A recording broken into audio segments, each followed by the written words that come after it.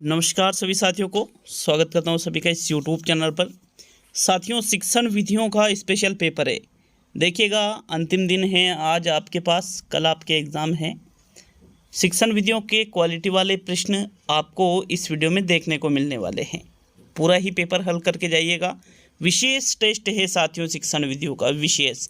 शुरू करते हैं इस वीडियो को। एक एक प्रश्न पर चर्चा करेंगे। पूरे चांसेज है कि यहाँ से इस टेस्ट में से आपके डायरेक्टली एग्जाम में प्रश्न पूछे जा सकते हैं। तो चलिए पहला प्रश्न देखेंगे। आपके दोनों लेवल के लिए है ये शिक्षण विधियों के प्रश्न। प्रश्न संख्या 1 है, किस प्रकार के प्रश्न विद्यार्थियों में आलोचनात्मक चिंतन का विकास नहीं कर पाएंगे?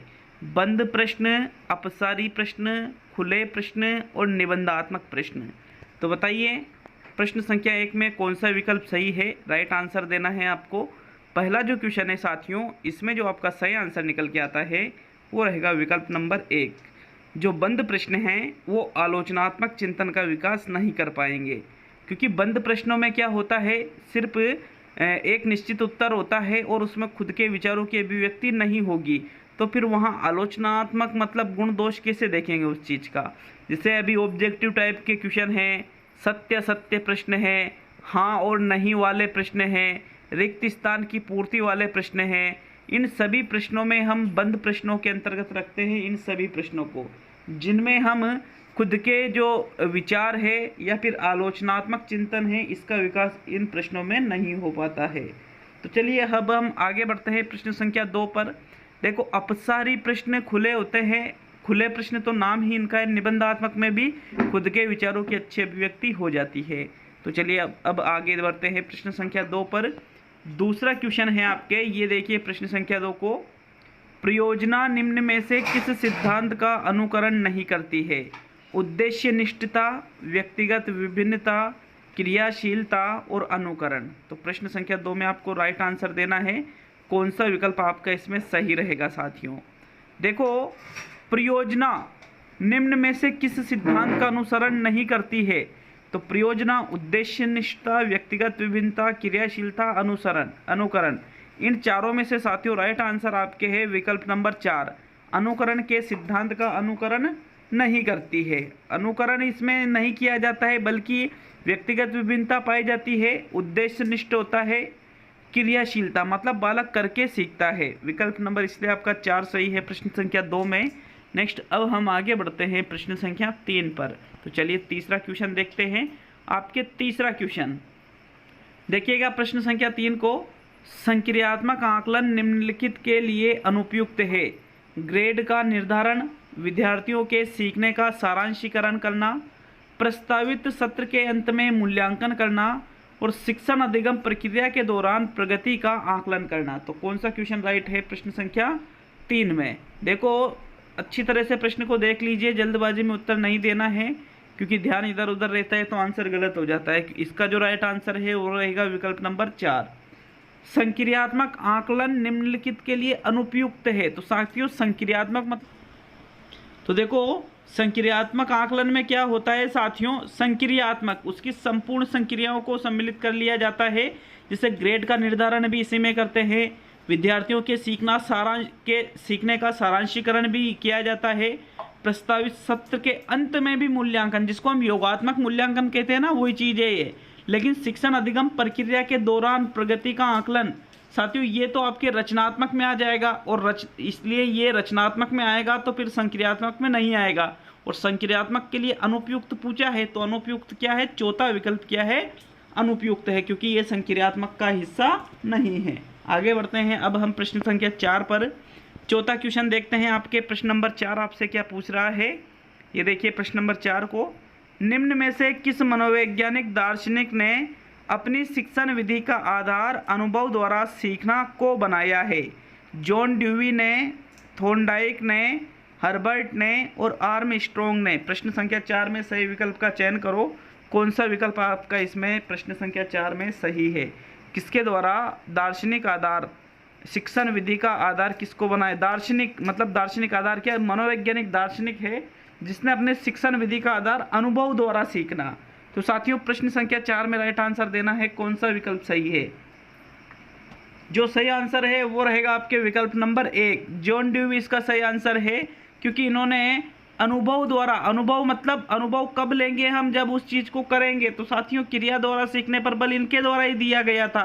तो आपका प्रथम विकल्प प्रश्न संख्या 4 में सही है। नेक्स्ट आगे बढ़ेंगे प्रश्न संख्या 5 पर। 5वां क्वेश्चन आपके आता है इसमें, शिक्षण का आश्रित एवं हस्तक्षेपी चर का उदाहरण है। छात्र और शिक्षक, छात्र और पाठ्यक्रम, शिक्षक और पाठ्यक्रम, और इनमें से कोई नहीं। तो बताइए इनमें से आश्रित एवं हस्तक्षेपी चर का उदाहरण कौन सा है। प्रश्न संख्या 5 में राइट आंसर आपको देना है साथियों, कौन सा विकल्प आपका इसमें सही रहेगा। तो देखेंगे प्रश्न संख्या 5 का राइट आंसर, आपके पांचों क्वेश्चन में जो राइट आंसर है साथियों वो रहेगा विकल्प नंबर 2। शिक्षण का आश्रित चर छात्र को माना जाता है, जबकि हस्तक्षेपी चर पाठ्यक्रम को माना जाता है। हस्तक्षेपी चर को आप मध्यस्थ चर के नाम से भी जानते हो। इस प्रश्न को अच्छी तरह से याद रखना है सभी को, ठीक। दूसरा विकल्प आपका यहाँ पर प्रश्न संख्या 5 में बिल्कुल सही है। तो चलिए अब हम आगे बढ़ेंगे प्रश्न संख्या 6 पर। 6वां क्वेश्चन देखते हैं साथियों, प्रश्न संख्या 6 आपसे क्या पूछ रहा है। तो चलिए प्रश्न नंबर 6, नगर निगम की बैठक को कक्षा में विद्यार्थियों से करवाना है। थिएटर इन एजुकेशन, श्रव्य दृश्य साधनों का प्रयोग, पाठ्य पुस्तक का नाटकीकरण और अनुभवों का शंकु। तो नगर निगम की जो बैठक होती है उनको यदि आप कक्षा में छात्रों से करवाना चाहते हो तो क्या करोगे इनमें से। प्रश्न संख्या 6 में सही आंसर देना है, बताइएगा। राइट आंसर जो इसको आता है साथियों वो रहेगा पाठ्य वस्तु का नाटकीकरण। जैसे नगर निगम की बैठक में जो सदस्य होते हैं, जो अध्यक्ष वगैरह जो भी चीज़ें होती है उसमें, तो साथियों उनका रोल किसके द्वारा किया जाता है, छात्रों के द्वारा। उसी क्रम में आपका यहाँ थर्ड विकल्प प्रश्न संख्या 6 में बिल्कुल सही है। नेक्स्ट अब हम आगे बढ़ते हैं प्रश्न संख्या 7 पर। तो चलिए 7वें क्वेश्चन को देखेंगे। प्रश्न संख्या 7 है, अर्थ में व्यापक होता है लक्ष्य, उद्देश्य, अनुदेशनात्मक उद्देश्य और विशिष्ट उद्देश्य। तो बताइए इनमें से अर्थ में व्यापक क्या होता है। 7वें क्वेश्चन में आपको सही विकल्प का चुनाव करना है, बताइएगा राइट आंसर क्या रहेगा आपके प्रश्न संख्या 7 में। तो देखो व्यापक की बात यहाँ पर की जा रही है साथियों, लक्ष्य व्यापक होते हैं, उद्देश्य व्यापक नहीं होते हैं। उद्देश्य और लक्ष्य दोनों में अंतर होता है साथियों। विकल्प नंबर आपका 1 सही है, लक्ष्य के अंतर्गत उद्देश्यों को सम्मिलित कर लिया जाता है। तो चलिए अब हम आगे बढ़ते हैं प्रश्न संख्या 8 पर, आपके 8वां क्वेश्चन। तो देख लीजिए प्रश्न संख्या 8 को, विभिन्न देशों में भूमि उपयोग को दर्शाने के लिए निम्नलिखित में से कौन सी सामग्री उपयुक्त होगी। फ्लो चार्ट, तुलनात्मक चार्ट, समय रेखा चार्ट और वेन आरेख चार्ट। तो बताइए प्रश्न संख्या 8 में कौन सा विकल्प आपका सही है। देखो सोच लीजिए अच्छी तरह से प्रश्न को देख करके, इसका जो राइट आंसर निकल के आता है वो रहेगा आपके विकल्प नंबर 2, तुलनात्मक चार्ट आपका यहाँ पर सही आंसर है साथियों। क्योंकि प्रश्न जो पूछ रहा है उसी के अनुसार आप अगर आंसर देते हो तो फिर यहाँ पर जो तुलनात्मक चार्ट है वो ही सही रहेगा। यहाँ पर देखो भूमि का उपयोग दर्शाने के लिए अलग अलग जो देश है उसमें किस प्रकार भूमि का उपयोग किया जाता है, इसके लिए आप तुलनात्मक रूप से जो चार्ट बनाते हो कि भाई यहाँ पर इतना है, यहाँ इतना है, एक दूसरे की तुलना करके, इसलिए आपका दूसरा विकल्प यहाँ सही हो जाता है 8वें क्वेश्चन में। नेक्स्ट प्रश्न नंबर 9 पे आते हैं। तो चलिए 9वां क्वेश्चन। तो साथियों प्रश्न संख्या 9, मूल्यांकन जो सीखने की प्रगति की निगरानी करता है वह है स्थान नियोजन मूल्यांकन, रचनात्मक मूल्यांकन, नैदानिक मूल्यांकन और योगात्मक मूल्यांकन। 9वें क्वेश्चन में राइट आंसर बताइए कौन सा आंसर आपका इसमें सही रहेगा। तो देखो 9वां जो क्वेश्चन है इसमें आपका जो राइट आंसर के निकल के आता है वो है विकल्प नंबर 2, रचनात्मक मूल्यांकन आपका बिल्कुल सही आंसर है। क्यों है रचनात्मक मूल्यांकन सही आंसर, क्योंकि सीखने की प्रगति की निगरानी, जो बालक सीख रहा है, सीखने में जो प्रगति कर रहा है, तो साथियों ये चीजें लगातार आकलन रचनात्मक के अंतर्गत आता है। विकल्प नंबर आपका 2 सही है प्रश्न संख्या 9 में। नेक्स्ट अब हम आगे बढ़ते हैं प्रश्न संख्या 10 पर। तो चलिए 10वें क्वेश्चन को देखते हैं। प्रश्न नंबर 10, ये देखिए 10वें क्वेश्चन को, निम्नलिखित में से कौन सा सामाजिक अध्ययन के शिक्षा शास्त्र की भावना के विरुद्ध है। समाज से मानवीय संबंध बनाना, विद्यार्थियों को अधिक से अधिक परीक्षाओं में सम्मिलित करना, महत्वपूर्ण परिणामों के साथ अनुभवों को सम्मिलित करना और वैसे अनुभवों का अभिकल्पन करना जो विद्यार्थियों में रुचि उत्पन्न करे। तो बताइए इनमें से वो कौन सा विकल्प है जो सामाजिक अध्ययन शिक्षा शास्त्र की भावना के विरुद्ध आपको लगता है। 10वें क्वेश्चन में आपका जो राइट आंसर है साथियों वो रहेगा विकल्प नंबर 2, विद्यार्थियों को अधिक से अधिक परीक्षाओं में सम्मिलित करना। ये सामाजिक अध्ययन के शिक्षा शास्त्र की भावना के विरुद्ध माना जाएगा। देखो मानवीय संबंध बनाना इसका प्रमुख उद्देश्य, इसकी प्रमुख भावना के अंतर्गत आता है। जो महत्वपूर्ण परिणाम है उनके साथ अनुभव सम्मिलित किए जाते हैं, वैसे अनुभवों का अभिकल्पन किया जाता है जो विद्यार्थियों में रुचि उत्पन्न करे। लेकिन अधिक से अधिक परीक्षाएं अगर छात्रों को आप आयोजित करवाते हो, अधिक से अधिक बहुत ज्यादा परीक्षाएं अगर आयोजित करवाते हो तो फिर वहां पर वो बिल्कुल गलत माना जाता है। विकल्प नंबर आपका 2 सही है 10वें क्वेश्चन में। नेक्स्ट प्रश्न नंबर 11 पे आते हैं। तो चलिए 11वें क्वेश्चन को देखेंगे साथियों। शैक्षिक प्रौद्योगिकी को देखा जाना चाहिए अनुपूरक के रूप में, अनुपरक के रूप में, विकल्प के रूप में, सर्वज्ञ के रूप में और इनमें से कोई नहीं। तो शैक्षिक प्रौद्योगिकी का नाम तो वर्तमान में आप सभी ने सुन ही रखा होगा साथियों। विकल्प नंबर 1 आपका यहाँ पर बिल्कुल सही आंसर है। शैक्षिक प्रौद्योगिकी को अनुपरक के रूप में देखा जाता है। विकल्प नंबर 1 बिल्कुल सही रहेगा प्रश्न संख्या 11 में। नेक्स्ट प्रश्न नंबर 12 पे आते हैं। तो चलिए 12वें क्वेश्चन को देखेंगे। आपके प्रश्न संख्या 12, परीक्षा में सुधार पर हाल ही में एनसीएफ का आधार पत्र पर बल देता है। किस पर बल देता है वो आप ये जो रिक्त स्थान है उसकी पूर्ति विकल्पों से करिएगा। खुली पुस्तक परीक्षा पर ये एनसीएफ का जो सुधार, हाल ही में जो सुधार किया गया है परीक्षा से संबंधित, वो खुली पुस्तक परीक्षा पर बल देता है, परीक्षा निष्पादन पर बल देता है, सतत आकलन पर बल देता है या परीक्षा के समय बैठने की लचीली व्यवस्था पर बल देता है। अब यहाँ पर हो सकता है आपको सारे ही विकल्प सही लग रहे हो, लेकिन साथियों आपको सबसे बेस्ट विकल्प जो है उसका चयन करना है। तो परीक्षा सुधार में हाल ही में जो एनसीएफ का आधार पत्र है साथियों, ये सतत आकलन पर बल देता है। किस पर बल देता है? सतत आकलन, कि भाई विद्यार्थियों का जो आकलन किया जाए वो लगातार किया जाए। ऐसा नहीं है कि सत्र में 1-2 बार उनका आकलन कर लो और उनको अगली कक्षा में भेज दो, इस पर ये बल नहीं देता है, बल्कि लगातार आकलन करने पर ये जोर देता है मित्रों। विकल्प नंबर आपका 3 सही है प्रश्न संख्या 12 में। नेक्स्ट आगे बढ़ेंगे अब हम प्रश्न संख्या 13 पर। तो चलिए 13वें क्वेश्चन की ओर बढ़ते हैं। मूल्यांकन जो सीखने की प्रगति की निगरानी करता है वह है स्थान नियोजक मूल्यांकन, रचनात्मक मूल्यांकन, नैदानिक मूल्यांकन और योगात्मक। डबल हुआ, शायद ये क्वेश्चन डबल रिपीट हो गया। साथियों सीखने की प्रगति की निगरानी किसके द्वारा की जाती है? रचनात्मक मूल्यांकन के द्वारा की जाती है। बता दिया था मैंने आप सभी को कि भाई लगातार इसमें कैसे आगे बढ़ा जाता है। नैदानिक मूल्यांकन के बारे में सभी जानते हो, जिसमें बालकों की जो कमियां हैं उनको देखा जाता है।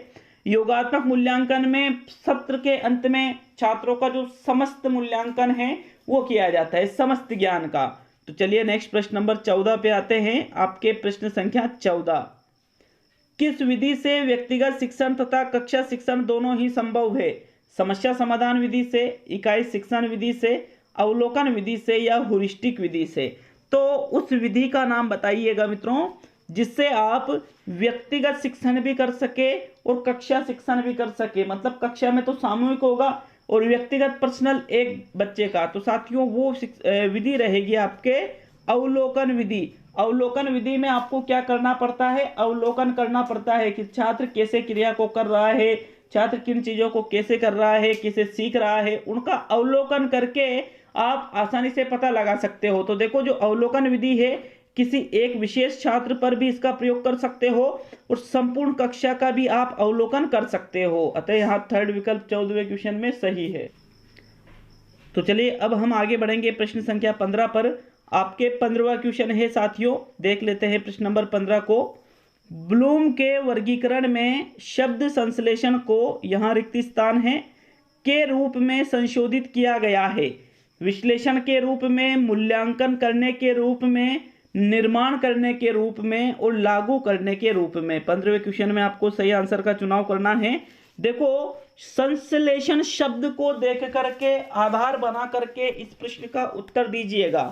प्रश्न संख्या 15 में ब्लूम के वर्गीकरण में जो एक संश्लेषण शब्द आता है साथियों, इसको निर्माण करने के रूप में संशोधित किया गया है, क्योंकि संश्लेषण करने का मतलब क्या होता है? इकट्ठा करना, निर्माण करना। विकल्प नंबर आपका 3 सही है प्रश्न संख्या 15 में। नेक्स्ट अब हम आगे बढ़ते हैं प्रश्न संख्या 16 पर। तो चलिए 16वें क्वेश्चन को देखेंगे। आपके प्रश्न संख्या 16 ये देखिएगा, इनमें से कौन सा कथन सही नहीं है? पाठ योजना किसी इकाई योजना का सबसे छोटा भाग है। दूसरा, इकाई योजना में सभी अधिगम क्रियाओं का अनुक्रम दिया जाता है। तीसरा है, इकाई योजना में शैक्षिक उद्देश्य अधिगम अनुभव व व्यवहार परिवर्तन के मूल्यांकन पर बल दिया जाता है। और चौथा है, पाठ योजना में विचार नहीं करना पड़ता है यदि इकाई योजना में विचार कर दिया गया है। तो बताइए 16वें क्वेश्चन में राइट आंसर कौन सा कथन आपको यहाँ पर सही नहीं लग रहा है? क्वेश्चन में टाइम ले लीजिए, क्योंकि क्वेश्चन थोड़ा बड़ा है तो समझने में भी इसमें टाइम लगेगा। बताइए प्रश्न संख्या 16 में राइट आंसर। तो देखो राइट आंसर 16वें क्वेश्चन में है चौथा विकल्प, पाठ योजना में विचार नहीं करना पड़ता है यदि इकाई योजना में विचार कर लिया गया है। तो साथियों ये कथन सही नहीं है, क्योंकि पाठ योजना में भी विचार तो करना ही पड़ता है। बिना विचारे ही सब काम कर देंगे क्या? नहीं करेंगे। इसलिए आपका चौथा विकल्प प्रश्न संख्या 16 में बिल्कुल सही है। तो चलिए अब हम आगे बढ़ते हैं प्रश्न संख्या 17 पर। 17वें क्वेश्चन को देखते हैं साथियों। आपसे प्रश्न संख्या 17 पूछ रहा है, बुनियादी शिक्षा की मुख्य विशेषता है निःशुल्क शिक्षा प्रदान करना, नैतिक शिक्षा प्रदान करना, आत्मनिर्भरता की भावना विकसित करना और अनिवार्य शिक्षा प्रदान करना। तो बताइए बुनियादी शिक्षा की मुख्य विशेषता में किसे सम्मिलित किया जाएगा? साथियों मुख्य विशेषता की बात की जा रही है। आपके प्रश्न संख्या जो 17 है इसमें जो सही आंसर है साथियों वो रहेगा, बुनियादी शिक्षा की मुख्य विशेषता होती है आत्मनिर्भरता की भावना को विकसित करना। बेसिक शिक्षा के बारे में सभी ने सुन रखा होगा, महात्मा गांधी के द्वारा बेसिक शिक्षा दी गई थी। अब यहाँ पर इसका मुख्य उद्देश्य ही क्या था कि बालकों में आत्मनिर्भरता की भावना विकसित हो जाए। थर्ड विकल्प प्रश्न संख्या 17 में सही है। नेक्स्ट प्रश्न नंबर 18 की ओर बढ़ते हैं। तो चलिए प्रश्न संख्या 18 को देखेंगे। कठोर उपागम का उपयोग करने वाले शिक्षाविद है डिसेको है, ये डी नहीं है, डिसेको, ए लुम्सेडेन, गोलब्रेथ और ब्लूमर। बताइए इनमें से कठोर उपागम का उपयोग करने वाले शिक्षाविद कौन से हैं? बिल्कुल अच्छी तरह से देख लीजिए प्रश्न को, अगर नहीं आता है तो स्क्रीनशॉट ले लीजिएगा, क्योंकि बहुत ही इंपॉर्टेंट क्वेश्चन है। यहाँ पर देखो जो कठोर उपागम है इसका उपयोग ए लुम्सेडेन के द्वारा किया गया था साथियों। कब किया गया था? 1964 में किया गया था, ये भी आपको याद रखना है। लुम्सेडेन ने कठोर उपागम का उपयोग 1964 में किया था। तो चलिए अब हम प्रश्न संख्या 19 पर आते हैं। आपके 19वां क्वेश्चन, मूल्यांकन का उद्देश्य निर्णय करना है। क्या है प्रश्न? मूल्यांकन का उद्देश्य निर्णय करना है शैक्षिक, ये भी प्रश्न में ही है अभी शब्द, शैक्षिक मात्रा के बारे में, शैक्षिक गुणवत्ता के बारे में, समय अवधि के बारे में, या इनमें से सभी। तो बताइए मूल्यांकन का उद्देश्य निर्णय करना किसके अंतर्गत सम्मिलित किया जाएगा? साथियों मूल्यांकन में जो निर्णय किया जाता है वो मात्रा के बारे में या समय अवधि के बारे में नहीं किया जाता है, बल्कि वो गुणवत्ता के बारे में निर्णय किया जाता है। विकल्प नंबर 2 सही है प्रश्न संख्या 19 में। अब आज का अंतिम और 20वां क्वेश्चन देखियो। सिल्वरमैन द्वारा कठोर उपागम को नाम दिया गया है सापेक्षिक तकनीकी, अधा तकनीकी, प्रदा तकनीकी और इनमें से सभी। तो देखो प्रश्न संख्या 20 में भी आप अच्छी तरह से इसको देख लीजिए और स्क्रीनशॉट इस क्वेश्चन का भी ले लीजिएगा। 20वें क्वेश्चन में जो राइट आंसर है साथियों, सिल्वरमैन ने कठोर उपागम नाम कब दिया? कठोर उपागम को जो नाम दिया था वो दिया था सापेक्षिक तकनीकी। कब दिया था? सन 1968 में इनके द्वारा कठोर उपागम को सापेक्षिक तकनीकी का नाम दिया गया था। कब दिया गया था? अच्छी तरह से याद रखना है, सन 1968 में। जबकि जो ए लुम्सेडेन है इन्होंने कठोर उपागम का उपयोग कब किया था? 1964 में। इन दोनों ही तथ्यों को अच्छी तरह से आपको याद रखना है। तो चलिए आज का ये पेपर पूरा हुआ। बहुत बहुत धन्यवाद वीडियो को पूरा देखने के लिए।